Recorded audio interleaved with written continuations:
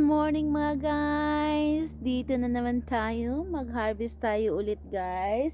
Hindi lang siya pang consume for today pero kailangan nang i-harvest kasi mahinog na po. Ayan. Kinuha na namin ng mga dahon to save the maliliit para lalaki pa kasi palamig na ng palamig. Yan guys. Yan guys. Pwede pa yang hindi i-harvest. Pero ito guys, kailangan na. Kasi, ayan. Ayan. Ito, hindi pa yan guys. Yan. Kailangan kukunin na yung mga hinog. Ito naman guys, kinuhanan ko talaga ng dahon. Para lalaki pa yung maliit. Ito oh. Yan. Kasi mabigat masyado yung ano. Ito naman guys, medyo maliit siya ng konti kasi hindi siya ganoon ka-expose sa sun. Ayun guys. Hanggang doon pa yan. So dito, uy guys, mayroon ng ano dito, tao, nag-harvest.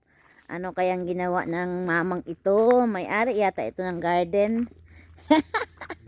What you doing, gang? Harvest ng patatas. Magha-harvest siya guys ng patatas. Patatas pero hindi namin alam kung saan ang puno. Kinuha mo na yung puno. Ano yun, lingin? Sabay bungkal na rin. Yun oh.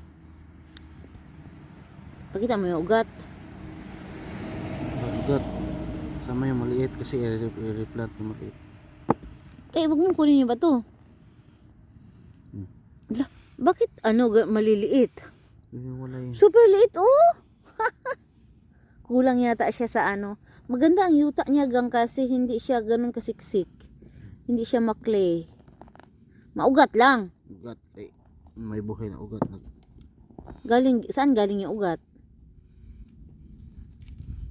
Ulit na yun ba? Alisin mo yung mga ugat gang. Yan yata ang paano. Yan yung buhay na ugat. Saan galing? Yan, ugat lang. Tanim siya na puro lang ugat. Ay, maugat siya pero hindi malaman. Ganun daw. Dapat kasi daw siksik ang pagtatanim, hindi lagyo. Yawa. Ni duta kay nahumok ang yuta gang no. Dito lang yan sila sa paligid. Basig ikaog ilaga gang. Uban, kauno na ilaga. Una, naibang ako. Na, ilaga lagi ang uban. Yung malalaki guys, kinain na ng daga guys. Ang maliliit, iniwan.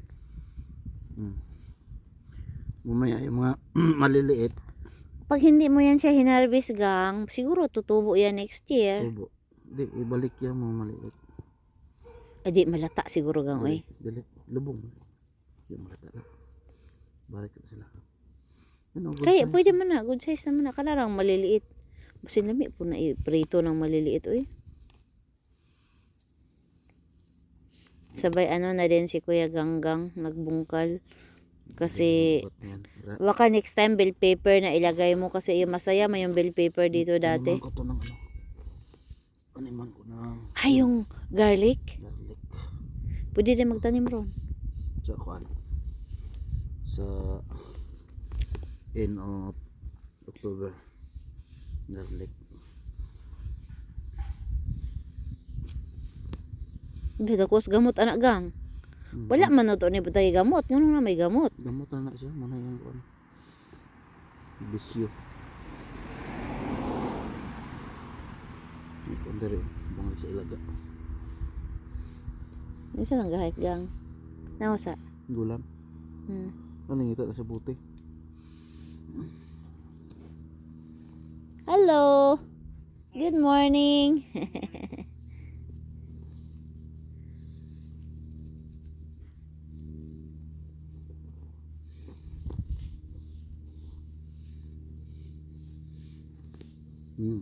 Yes, bigger.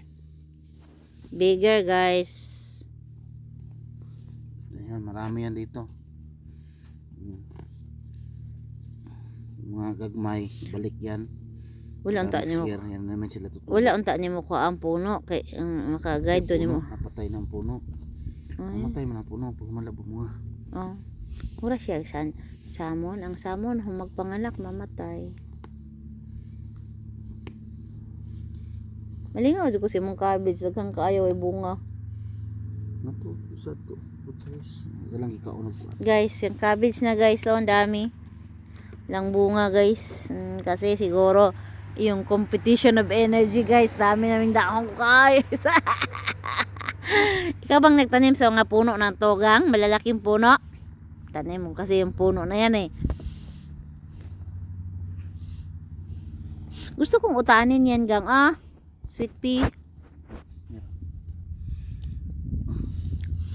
Utanin. Tagalog utanin gang? Tagalog utanin? Ano na? Utanin? Utangin? Utanin. Bisaya manggod ta guys no niya. Magtagalog po ta usahay ba kay trying hard bitaw no. Uy kalami ana oh. Organic kayo ni ba guys? Mga guys, mga organic jud kaayo ni. Pag nakakuan ka na dyan, Pag 20 minutes, mag part 2 ka na lang. Cut nimo. Kaya mahaba na yan. pwede mo na i-post. Update lang mamaya. Para hindi haba video, update.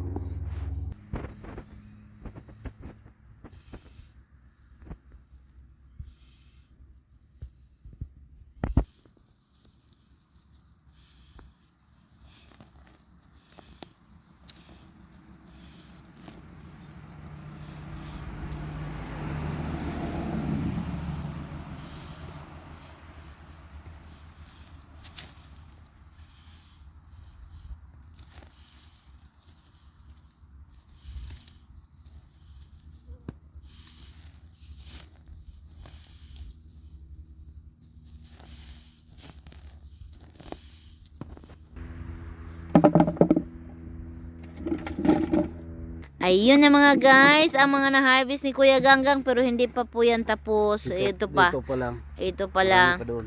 Mayroon pa doon guys. So, thank you guys for watching. Bye for now. Thank you. Bye.